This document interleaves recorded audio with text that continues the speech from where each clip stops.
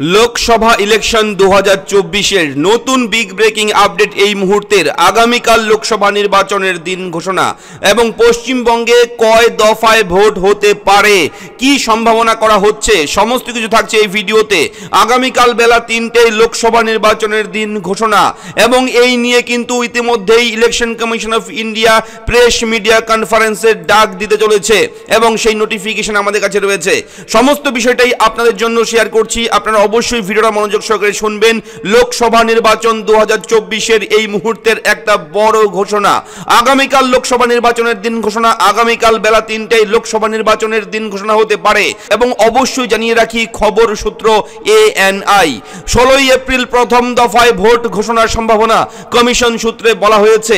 শনিবার দুপুর 3টে থেকে ECI অর্থাৎ ইলেকশন কমিশন অফ ইন্ডিয়া এর সবকটি সোশ্যাল প্ল্যাটফর্মেই লাইভ দেখানো হবে লোকসভা ভোটের দিন ঘোষণা। একই সঙ্গে কয়েকটি রাজ্যের বিধানসভা নির্বাচনের দিনও ঘোষণা করতে পারে কমিশন। শনিবারই 2024 লোকসভা নির্বাচনের নির্ঘণ্ট ঘোষণা করবে নির্বাচন কমিশন এবং লোকসভা ভোটের সঙ্গে কিছু বিধানসভা উপনির্বাচনের দিন ঘোষণা করবে নির্বাচন কমিশন। সাংবাদিক বৈঠকে নির্ধারণের নির্ঘণ্ট ঘোষণা করবে নির্বাচন কমিশন। 7-এরও বেশি দফায় ভোট গ্রহণের সম্ভাবনা রয়েছে। 2019 সালের 7 দফায় লোকসভা নির্বাচন অনুষ্ঠিত হয়েছিল, আপনারা সেটা জানেন। বর্তমান লোকসভার মেয়াদ 16 জুন 2024 শেষ হবে, তাই নিয়ম অনুযায়ী তার আগে নতুন লোকসভা গঠন করতে হবে। 2019 সালে 10ই মার্চ সাধারণ নির্বাচনের তারিখ ঘোষণা হয়েছিল এবং তারপরে লোকসভা নির্বাচন 7 ধাপে অনুষ্ঠিত হয়েছিল। সেবার 11ই এপ্রিল শুরু হয়েছিল ভোট গ্রহণ। 2019 সালে ভোটের ফল ঘোষণা হয় 23 মে। এবার ভোট গ্রহণের প্রথম দফাটি হতে পারে 16ই এপ্রিলের আশেপাশে। সূত্রের খবর, পশ্চিমবঙ্গে ভোট হতে পারে 7-এরও বেশি দফায় এবং বলে রাখি নির্বাচনের জন্য রাজ্যে থাকবে 920 কোম্পানি কেন্দ্রীয় বাহিনী, অর্থাৎ পশ্চিমবঙ্গ রাজ্যে থাকবে 920 কোম্পানি কেন্দ্রীয় বাহিনী।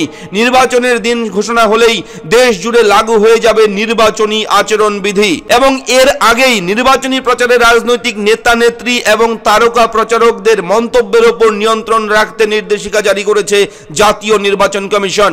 প্রেস বিবৃতিতে সমস্ত রাজনৈতিক দলগুলোকে প্রচারে শালীনতা বজায় রাখার নির্দেশ দেওয়া হয়।